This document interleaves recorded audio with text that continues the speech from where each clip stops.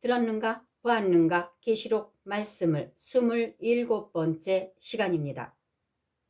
이번 시간에는 새 하늘과 새 땅 그리고 영원한 천국에 대한 말씀을 드리겠습니다.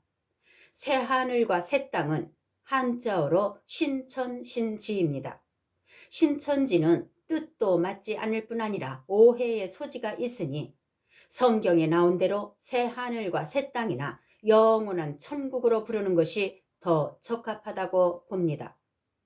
또 다음 시간에 전하겠지만 새 하늘과 새 땅, 새 예루살렘 성을 합해서 부르는 진짜 이름은 따로 있습니다. 그럼 새 하늘과 새 땅에 대한 말씀을 드리겠습니다. 베드로후서 3장 12절에서 13절. 하나님의 날이 임하기를 바라보고 간절히 사모하라. 그날에 하늘이 불에 타 풀어지고 물질이 뜨거운 불에 녹아지려니와 우리는 그의 약속대로 의가 있는 곳인 새 하늘과 새 땅을 바라보도다.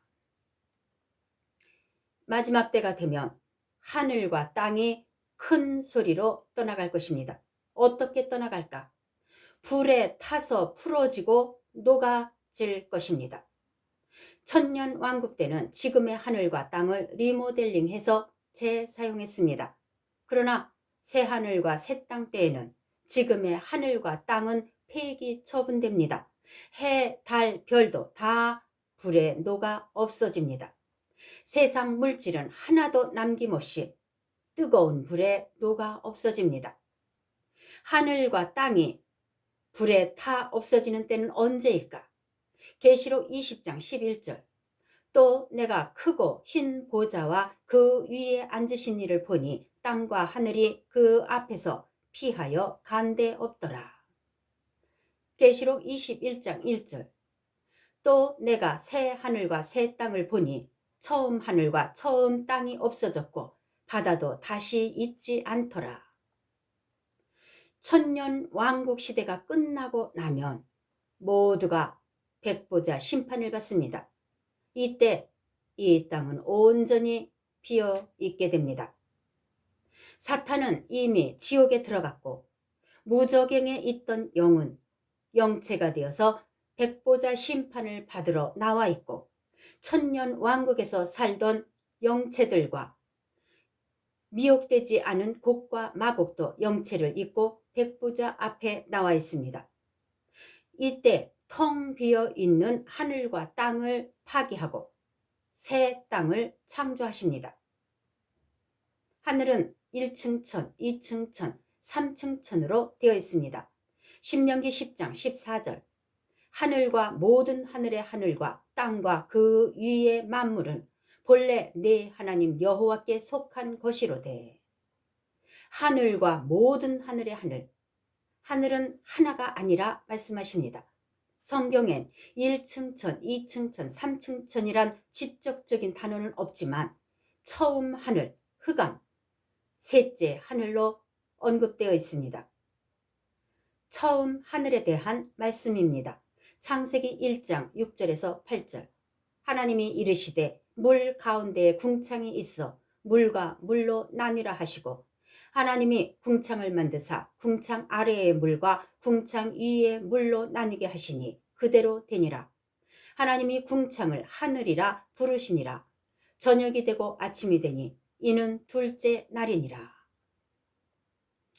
처음 하늘이라 말씀하신 하늘은 1층 천 하늘입니다.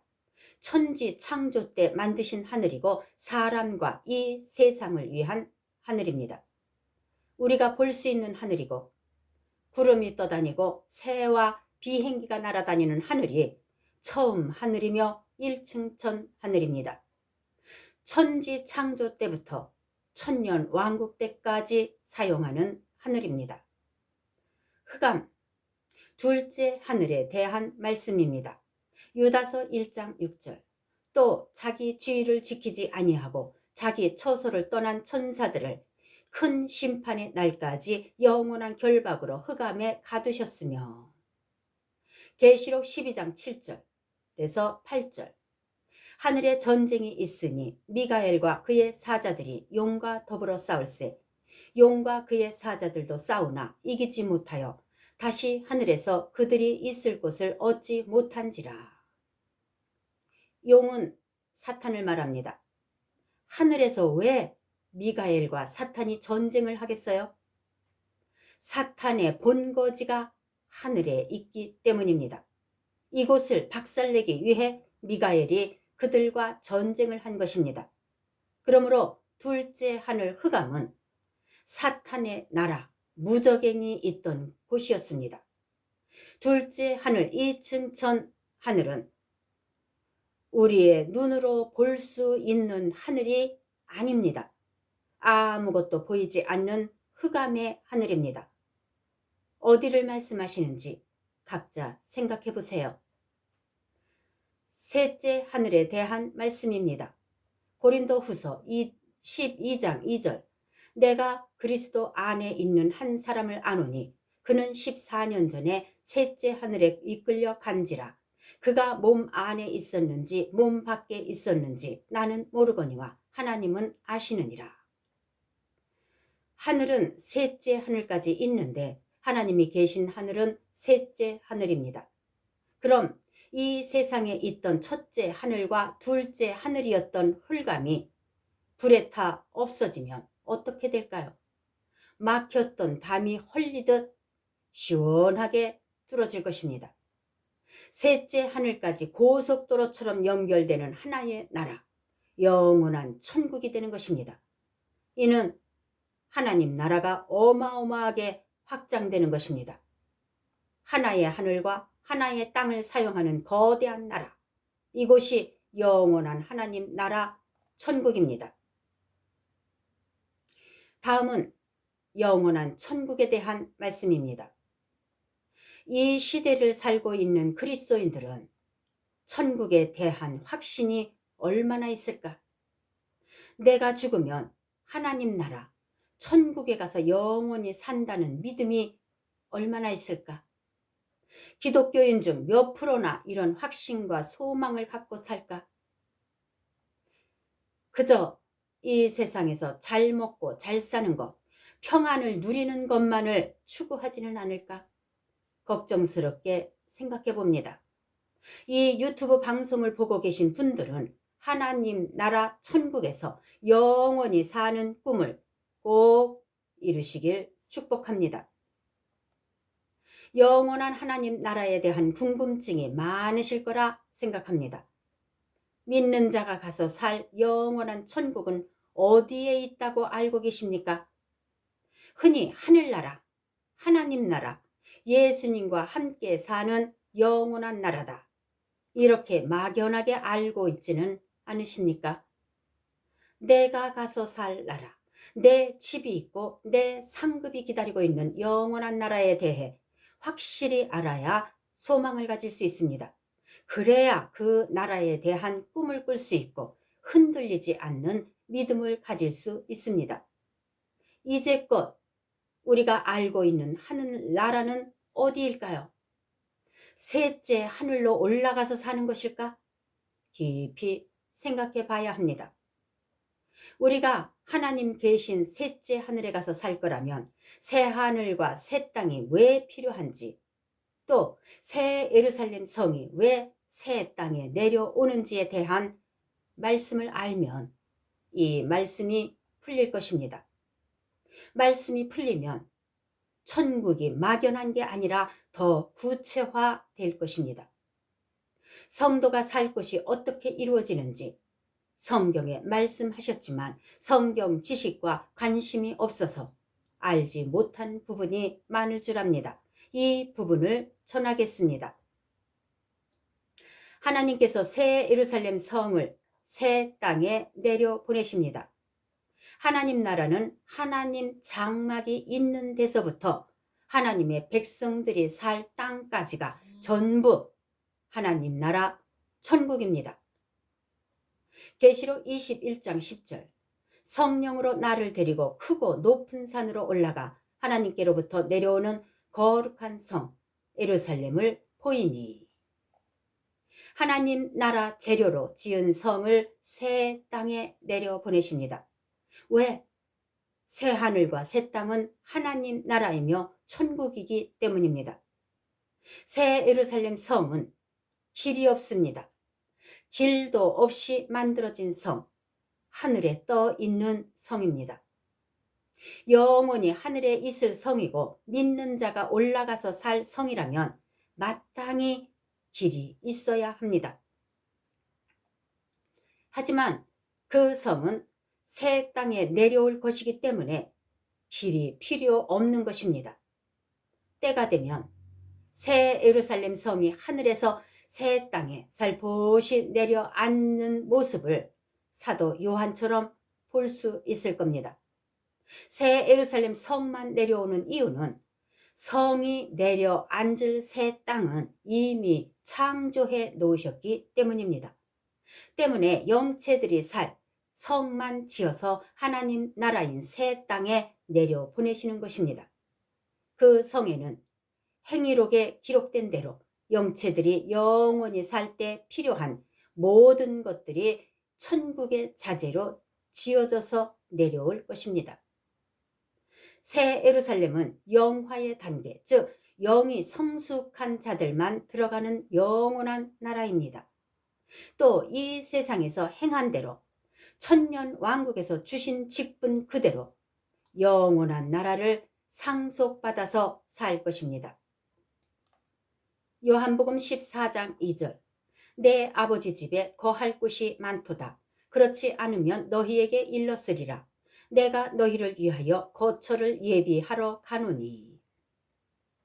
아버지 집엔 거할 곳이 많다 하시면서 너희를 위하여 거처를 예비하러 간다 하셨습니다. 이렇게 엄청나게 큰 아버지 나라에 우리가 가서 살 거처가 없겠습니까? 예수를 믿는다는 것은 결론적으로 말하면 구원받아서 천년 왕국에서 영을 성숙시켜서 새 예루살렘에서 백성으로 자녀로 왕으로 살기 위해서입니다.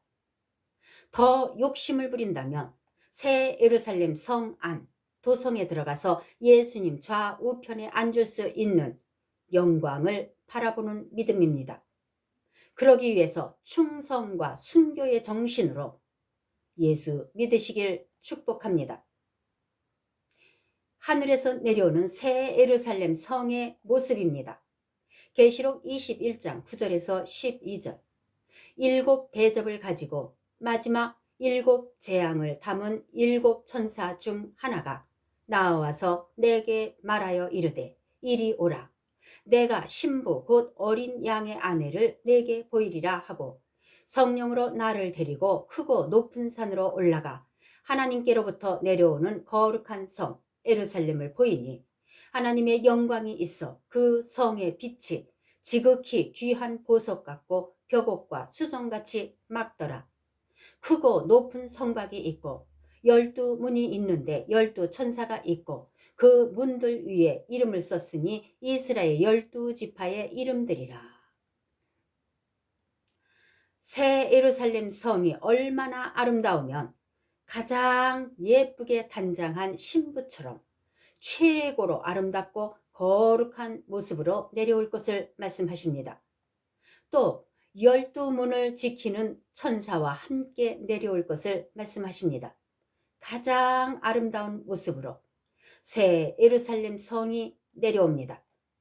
맨 먼저 하늘에서 내려오는 크고 높은 성곽이 보였습니다. 성곽은 성 전체를 두르고 있는 울타리, 성벽을 말합니다. 새 예루살렘 성곽이란 동서남북 전체를 두른 성의 벽입니다. 그러므로 하늘에서 내려오는 새 예루살렘 성은 아무것도 손볼 것이 없도록 성벽까지도 완벽하게 만들어서 내려보내시는 성입니다. 외성벽에는 12지파의 이름을 썼습니다. 성벽은 외성벽이 있고 내성벽이 있습니다. 외성벽은 성 안과 밖의 경계를 짓는 울타리입니다. 동서남북 3개씩 12문이 있고 문에는 12천사가 있고 각 문 위에 이스라엘 12지파의 이름이 있습니다. 이 말은 외성벽 12개의 문 이름은 영원히 12지파의 이름으로 불릴 것을 뜻합니다. 성의 빛이 지극히 귀한 보석 같고 벽옥과 수정같이 막더라. 그 성의 성곽, 즉 성벽은 보석 중 벽옥으로 성 전체를 둘렀는데 수정같이 막습니다. 벽옥은 적색, 적갈색 또는 이 두 가지 색이 혼합된 적혈색, 황색, 다양한 색을 띠고 있다고 전합니다. 세상 벽옥은 탁하고 불투명하고 줄무늬가 있거나 얼룩점이 섞여 있지만 새 예루살렘 성벽은 수정같이 투명한 벽옥으로 되어 있다 말씀하십니다. 여러 색 중에 왜 벽옥, 즉 적색, 적혈색 보석일까? 눈치채셨습니까? 적색이나 적혈색은 예수 그리스도의 보혈색입니다. 금방 흘린 피는 적색을 띠지만 시간이 흐른 뒤에 피는 검붉은색, 적혈색을 띱니다. 이 말은 새 예루살렘 성벽은 보혈, 피의 색으로 이루어졌는데 이는 예수 그리스도의 피를 상징합니다. 예수를 믿는 자, 즉 보혈을 마신 자만이 새 예루살렘 성에 들어갈 수 있다는 의미입니다. 그러므로 새 예루살렘 성은 보혈로 지은 성입니다. 내성곽에는 12사도의 이름을 썼습니다. 계시록 21장 13절에서 20절, 동쪽의 세문, 북쪽의 세문, 남쪽의 세문, 서쪽의 세문이니 그 성의 성곽에는 12기초석이 있고 그 위에는 어린 양의 12사도의 이름이 있더라. 내게 말하는 자가 그 성과 그 문들과 성곽을 측량하려고 금 갈대자를 가졌더라. 그 성은 네모가 반듯하고 길이와 너비가 같은지라. 그 갈대자로 그 성을 측량하니 12,000스타디온이요 길이와 너비와 높이가 같더라. 그 성곽을 측량하매 144규빗이니 사람의 측량 곧 천사의 측량이라. 성곽은 벽옥으로 쌓였고 그 성은 정금인데 맑은 유리 같더라. 그 성의 성곽의 기초석은 각색 보석으로 꾸몄는데 첫째 기초석은 벽옥이요, 둘째는 남보석이요, 셋째는 옥수요, 넷째는 녹보석이요, 다섯째는 홍만호요, 여섯째는 홍보석이요, 일곱째는 황옥이요, 여덟째는 녹옥이요, 아홉째는 당황이요, 열째는 비치옥이요, 11번째는 청옥이요, 12번째는 자수정이라. 내 성벽은 외성벽 안에 성벽을 하나 더 쌓아서 성 안의 영체들이 편안하게 살게 하는 성벽입니다. 새 예루살렘 성은 12가지 보석으로 꾸몄습니다. 또 기초석이란 건축할 때 건축물 구조의 토대가 되도록 놓는 돌입니다. 말 그대로 기초가 되는 돌, 주춧돌 혹은 초석이라 말합니다. 새 예루살렘 성을 새 땅에 단단하게 세울 수 있도록 기초석 지지대를 놓는 것입니다. 영원히 살 나라의 토대를 놓는 것이니 정금 위에 얼마나 튼튼하게 세워질까요? 이 성곽은 길이, 너비, 높이가 같게 만들었습니다. 천사의 측량이니 정확합니다.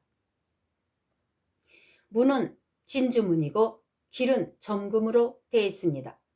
계시록 21장 21절, 그 12문은 12진주니 각 문마다 한 개의 진주로 되어 있고 성의 길은 맑은 유리 같은 정금이더라. 하나님 나라는 땅도 흙이 아니라 정금입니다. 정금 위에 12보석으로 된 기초 위에 세워진 성벽에는 출입할 수 있는 동서남북 12개의 문이 있습니다. 성과 성을 자유롭게 오갈 수 있는 문이 진주문입니다. 이 문들 위에는 문패처럼 문 이름이 붙어 있습니다.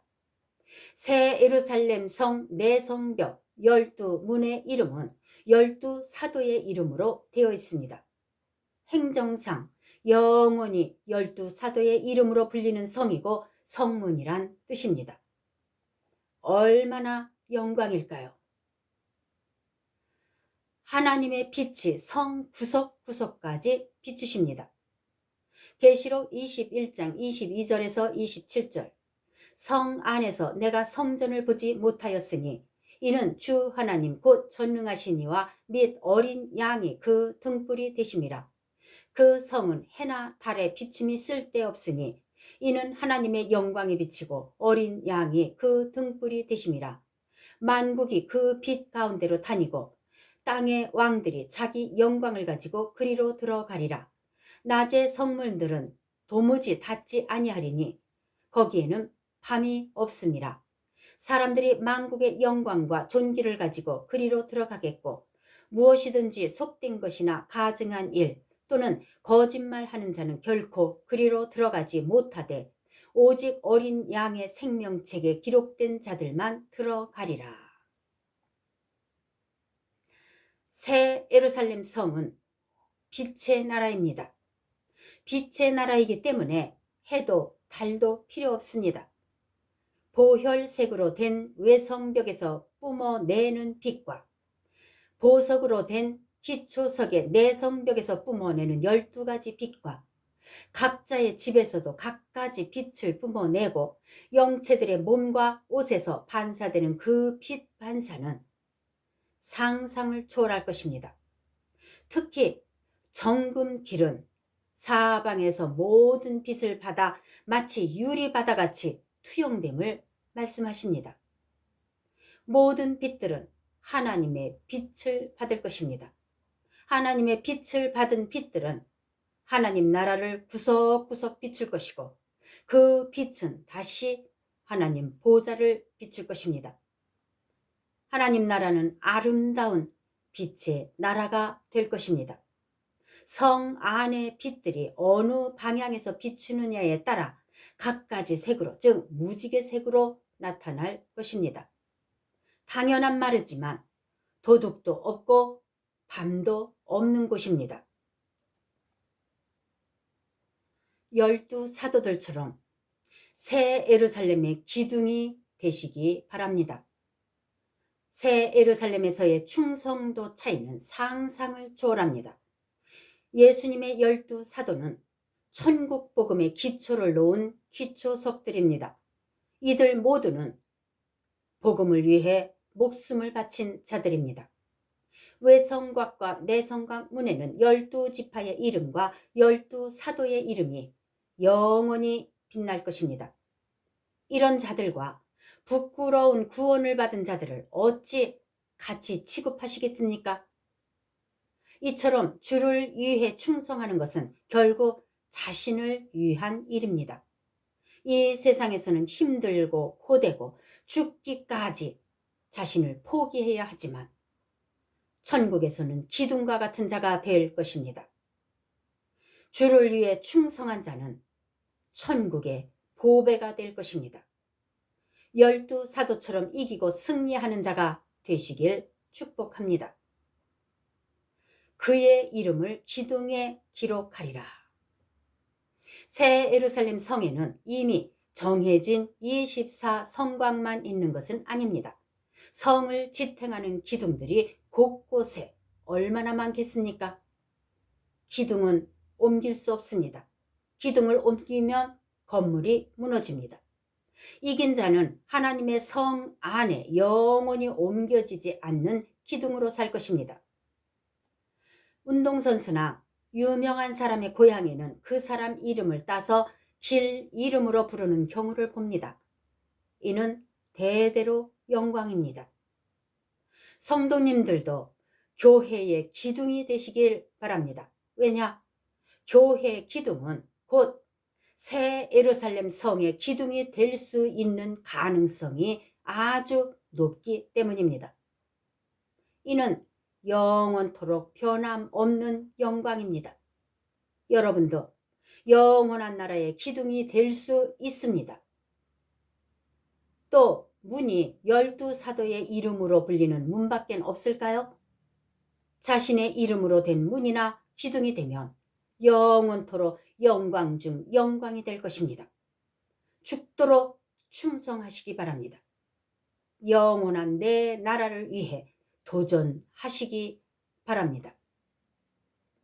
새 예루살렘 중에서도 하나님의 성 안 도성에 살며 예수님의 좌우편에 앉는 자들이 있습니다.